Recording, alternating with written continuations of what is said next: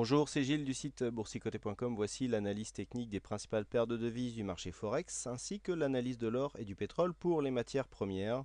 Nous sommes aujourd'hui le jeudi 17 janvier 2013.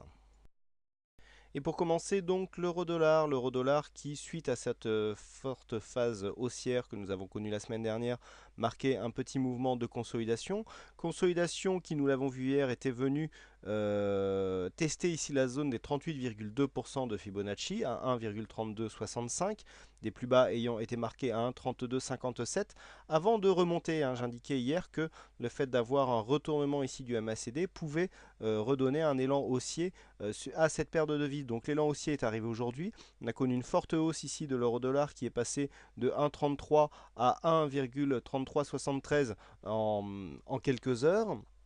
Et donc une dynamique qui tendrait à nous montrer que la tendance reste orientée à la hausse. On a cassé un précédent point haut significatif donc sur cette zone en allant chercher les 1,3404.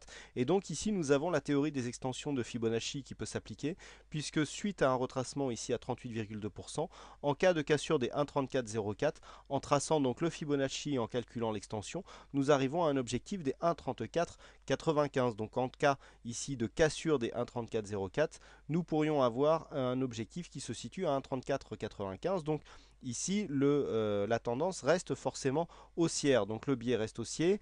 Tant que les cours ne redescendent pas sous les 1,3257 et seront validés en cas de cassure haussière des 1,3404. Et nous continuons avec le câble, donc la paire livre sterling contre dollar américain qui nous gratifie un très beau signal d'entrée en tendance, puisqu'après cette cassure ici que je vous avais commenté hier, on avait cassé ici la zone des 1,70, et bien les cours sont revenus ici chercher la moyenne mobile 20 exponentielle, tout petit contact ici avant de redescendre, confirmer un contact sur la bolle inférieure et donc sur le précédent point bas. Donc nous sommes ici dans une phase baissière. L'objectif ici des 1,5972 tel qui était décrit hier est atteint, ce qui nous place dans une continuité ici du mouvement baissier qui avait été impulsé sur cette phase de baisse relativement dynamique. Du point de vue des objectifs, nous avons un prochain objectif qui se situe à 1,5904, mais pour cela, il faut valider une cassure un peu plus puissante de cette zone de cotation, puisque en regardant ici la configuration technique, nous avons quand même le stochastique qui est à la limite de la survente, le RSI qui nous laisse encore un petit peu de potentiel, mais surtout le MACD qui marque une phase de retournement. Donc on peut très bien ici avoir un rebond technique qui peut nous emmener sur la zone des 1,6008. Pardon, 1,60,025, mais pour l'instant c'est la cassure ici qui sera privilégiée. Donc la tendance court moyen terme se place à la baisse sur le câble. Nous avons une tendance qui se situe bien ici entre la moyenne mobile 20 exponentielle et la bande de Bollinger inférieure, caractéristique des tendances baissières. Donc pour l'instant, tant que le plus haut ici des 1,60,39 n'est pas cassé à la hausse, eh bien la tendance reste orientée à la baisse. Nous poursuivons avec le dollar yen. Donc le dollar yen qui était ici sur une petite phase de consolidation. Nous avions validé ici une sortie du trend haussier. Et puis finalement, c'est la configuration ici en retournement qui a fait foi, puisque le retournement du MACD avec des indicateurs ici à la limite de la survente ont provoqué un rebond technique. Alors plus qu'un rebond technique, puisqu'après avoir marqué ici un point bas, eh bien, les cours sont revenus chercher l'ancien support comme résistance et du coup casser la zone des 89,65 qui correspondait au récent point haut qu'avait connu donc cette paire de devises le 14 janvier. Donc cette phase ici nous met dans une possibilité de continuité de la tendance, mais je vous avais dit qu'a priori la tendance ici allait se placer dans une phase de range. Donc à moins d'une cassure vraiment très dynamique ici de la zone des 90 yens pour 1 dollar, eh bien on devrait se placer dans une phase d'oscillation. Alors bon, on n'en est qu'au début de cette tendance, certainement que la zone des 90 ici devrait comme une barre psychologique, brider les cours. Une cassure de ces 90 ici serait un signal assez fort à la hausse, et donc personnellement je pense qu'une phase de range va se mettre en place avec comme zone haute ici la zone des 90, la zone basse restant à définir. On a eu pour l'instant un point bas à 87,80 qui pourrait aussi représenter la zone basse, mais on attendra d'avoir plusieurs confirmations. Donc le dollar yen qui pour l'instant, malgré sa cassure haussière ici, reste dans une sortie de dynamique haussière qui se placerait selon moi dans une tendance neutre. Nous passons tout de suite aux matières premières avec l'or. Donc l'or qui, encore une fois, a eu un mouvement très volatile, puisque nous avons eu ici, sur cette bougie donc, qui a eu lieu dans l'après-midi, un contact, bol inf, bol sup. C'est assez rare sur d'autres sous-jacents, mais l'or, qui est beaucoup plus volatile que d'autres, eh bien, arrive à marquer ici comme ça une succession de faux signaux. À noter aussi, on me demandait encore souvent le codage ici des phases d'exagération. Vous voyez que ici l'exagération a provoqué une grosse sortie quand même, donc attention à ce genre de signaux.